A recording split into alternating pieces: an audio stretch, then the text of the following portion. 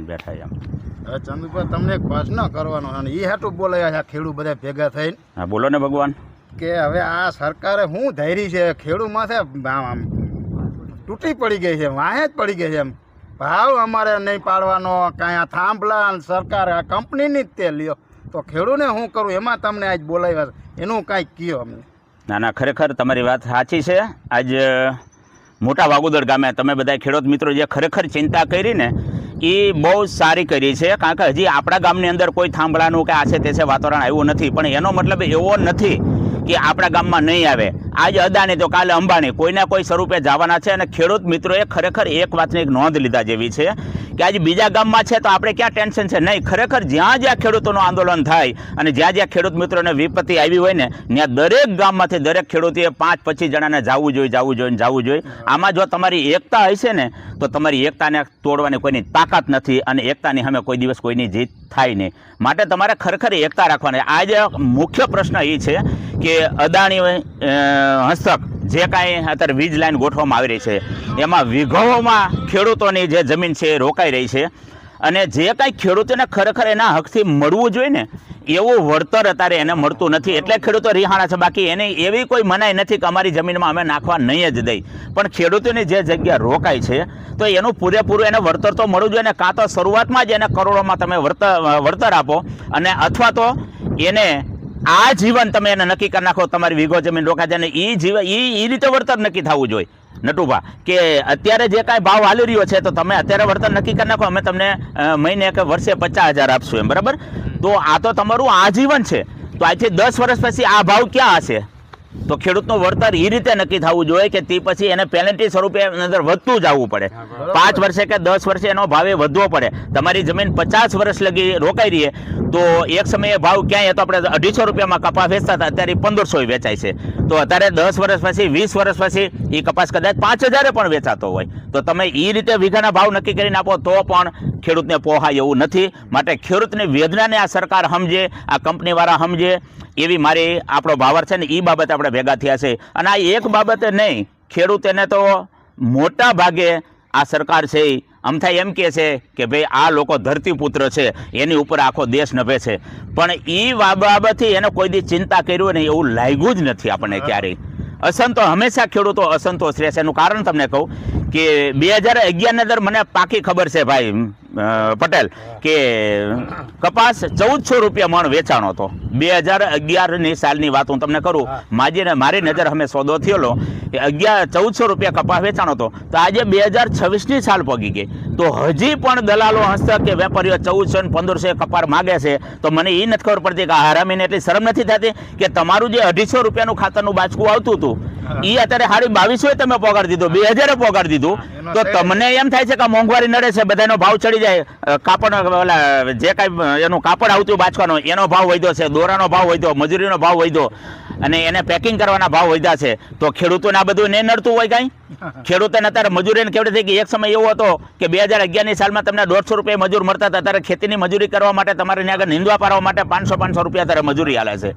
ભાગ્યોને એટલો ભાગ દેવો પડશે, બિયારણ એટલું મોંઘું થઈ ગયું, ખાતર એટલું મોંઘું થઈ ગયું અને હંધાઈથી વિશેષ હોય તો રાત દિવસ એ ખેડૂતોના ઉજાગરા છે, રોજડા ભૂંડરાનું ધ્યાન રાખવા માટે જે ઉજાગરા એ. અને એનાથી વિશેષ બીજું કે લાઇટના તે મોટા ભાગે ખેડૂત માટે ધાંધિયા હોય છે. ઉદ્યોગપતિને નટુભા 24 કલાક લાઇટ આપવામાં આવે છે, 3 પાળી ફરે 8-8 કલાકને. 8 કલાક આ લોકો નોકરી કરે, એ ઘરે વહી જાય, 8 કલાક બીજા આવે. તો ત્યાં તમે 24 કલાક દો છો.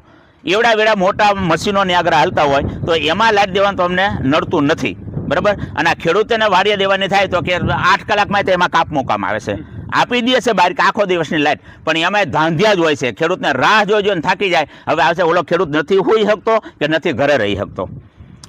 આ ખેડૂતની જે વેદના છે એ સરકારે એક વાતની નોંધ લીધા જેવી છે. આ ભાવથી માંડી અને એક વાતની આ ખેડૂતને સરકારને મારી નમ્ર નિવેદન છે કે ખેડૂતોની આ વાતની તમે નોંધ લ્યો. આ તમારે સિરિયસથી વિચારવાની જરૂર છે. નકર આ ખેડૂતો છે, આજ ખેડૂતના જે પેટમાં આગ લાગી છે ને બધી બાબતથી ખેડૂતના પેટમાં આગ લાગી છે. જેથી એના મગજમાં ચડી ગઈ ને તેથી માં ભવાનીની સોગંદ આ ખેડૂતો બધા એક થયા ને તેથી આ સરકારનો બટન દબી અને સરકારને જ બદલી નાખશે. માટે આ સરકારને જો તમારી જ સરકાર જોતી હોય તો આ ખેડૂતોની વાતને ખરેખર ધ્યાનમાં લેજો. નકા ખેડૂતો વિફરા તો તમે એકેય મેળના નથી. કારણ કે તમારે અદાણી કે અંબાણીના મતથી તમે નથી ચૂંટાતા, એના 5 કે 25 સભ્યથી નથી ચૂંટાતા. તમે આ લાખો કરોડોમાં જે ખેડૂતો છે એના પરિવારના મતથી તમે ચૂંટાવશો. જો આ વાતની તમે નોંધ ન લ્યો તો તમારી સરકાર પણ આવતી આ 25 જે હવે આવે છે ચૂંટણી, એ ચૂંટણીમાં હિતાવીની ચૂંટણીમાં તમારી સરકારનું ધોવાણ ન થઈ જાય એની તમારે કાળજી રાખવી ને તો આ સરકાર આ એક વાતની નોંધ લેજો. મેં કીધું ભાવથી માંડીને બધુંય. અને બીજું એક ખાસ એ બંધારણ કરો. હું તો મારો કહેવાનો મતલબ એટલો થાય છે કે આ વર્ષે તમે કપાસ 2000 રૂપિયા વેચાણો છે, છેલ્લે 2000 રૂપિયા વેચાણો છે, 1500માં જ જતો પણ છેલ્લે 2000 એટલે ગણ્યા ગાંઠા 2-5 ખેડૂત પાસે પડ્યો હોય ત્યારે 2000 કરે છે. ઓલા બધા બિચારા 1400-1500માં વેચી અને જેના 3 વાળા ખેડૂત હોય એના બિયારણ વાળાના, દવા વાળાના બધાના ચૂકવવાનો એટલે એને તરત વેચી નાખવો પડે. આવા ગણ્યા ગાંઠા ખેડૂત હોય કે એનો કપાસ થોડોક સમય સાચવી શકે એના 2-5 ના ગામમાંથી ભાવ ખાલી મળે છે. તો મારે એક ખાસ તો એ નોંધ લીધા જેવી છે આ સરકારને અને આ વેપારીઓને કે આ વર્ષે તમે 2000માં કપાસ માંગ્યો તો આવતા વર્ષે તમે એના 2200 ન કરો તો આ ખેડૂતને દુઃખ નથી, એકાદા વર્ષમાં ન વધારતો. પણ તમે એનાથી નીચે માંગતા તમને શરમ નથી આવતી હારાવ કે ગયા વર્ષે 2000માં માંગ્યા અત્યારે પાછા 1400 થી તમે શરૂઆત કરો તો હું ખેડૂતો માટે મોંઘવારી ઘટી ગઈ છે?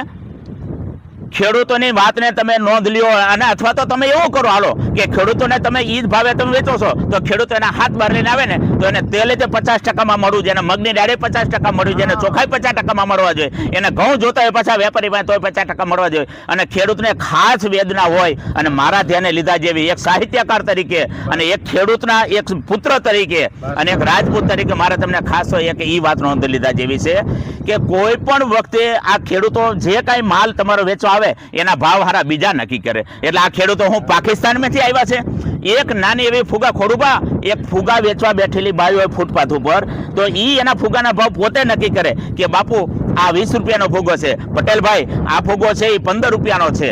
કોઈ પણ વ્યક્તિ, મારો કહેવાનો મતલબ કે હું મારો અત્યારે દુકાનનો વેપાર કરું છું તો આ ચોકલેટ મારે જે ભાવ વેચે એનો ભાવ હું નક્કી કરું છું. તો આ ખેડૂત એક જ એવા છે કે એના ભાવ ઓલા હારા બધા દલ્લા નક્કી કરે છે. તમે દૂધ લઈને જાવ તોય ભલે અને દાણા લઈને જાવ તોય તે ભલે, એના ભાવ બીજા નક્કી કરે. શું કરો ભાઈ? એના પોતાની કંપનીમાં પેદા કરેલી પ્રોડક્ટ કહેવાય. એક નાની એવી પિન કોઈ બનાવતો તેનો પિનનો ભાવ એ નક્કી કરે છે કે મારી પિન આ, મારી ટ્યુબલાઇટ આ ભાવે, મારો લેમ્પ આ ભાવે. તો આ ખેડૂત એક જ એવા છે કે દૂધના તેના ફેટ ઉપર ઓલા લોકો નક્કી કરી દે કે ભાઈ તમારે 30 રૂપિયા જાય, 30 રૂપિયા માની નીકળી જવાનું. અને તમે ત્યાં આગળ જાઓ, તમારી ગાડી ભરીને જાઓ યાર્ડની અંદર એટલે બીજા બધા ત્યાં આગળ દલાલ હોય, બધા દલાલ તમારા ભાવ નક્કી કરે. અને દુઃખ ત્યારે લાગે છે કે દલાલ ભાવ નક્કી કર્યો એ ભાવ કરતા જ હાલો 1500, 1550, 2000 રૂપિયા, 2200 રૂપિયા એમ કરીને નક્કી કરે. એ તમારો માલ તમારો જે ન્યાગર 1500માં ગયો અને તમે એ વેચાણ થઈ ગયું પૂરું થઈ ગયું, બીજે દિવસે એ વખતે કલાક પછી વેપારી પાસે લેવા જાઓ એટલે એ ભાવ તમારો વેપારી નક્કી કરે. હવે 150 તો એને એની પાસે અધિકાર આવી જાય પોતાનો ભાવ નક્કી કરવાનો. તમારો 1500માં ખરીદી લો, તમારે તે દી લેવું હોય તો તમને 1600માં 1700માં મળશે. તો આ ખેડૂતોએ આવો કયો ગુનો કર્યો છે? સરકારને ખાસ આ નોંધ લીધા જેવી છે. જો ખેડૂતને આ એક બાબતની નોંધ નહીં લ્યો તો 2027ની જે ચૂંટણી આવે છે એમાં તમારી સરકાર નથી. આજ વાગોદરની અંદર બધા ખેડૂત મિત્રો ભેગા થયા છે અને ખાસ એટલા માટે મીટિંગ કરી છે. અને દરેક ખેડૂત મિત્રોને, ગુજરાતભરના ખેડૂત મિત્રોમાં, ભારતભરના ખેડૂત મિત્રોને અમે આ વિડીયોના માધ્યમથી એક સંદેશ દેવા માંગી છે કે અમારી આ વાતને તમે સહમત થાવ અને આપણે બધા એક થાય કે આ સરકાર આપણે જોતું વળતર અને આપણા ભાવમાં આવા સુધારા કરે, તમને પૂરું વળતર તમારી પ્રોડક્ટનું મળી રહ્યો સુધારા કરે.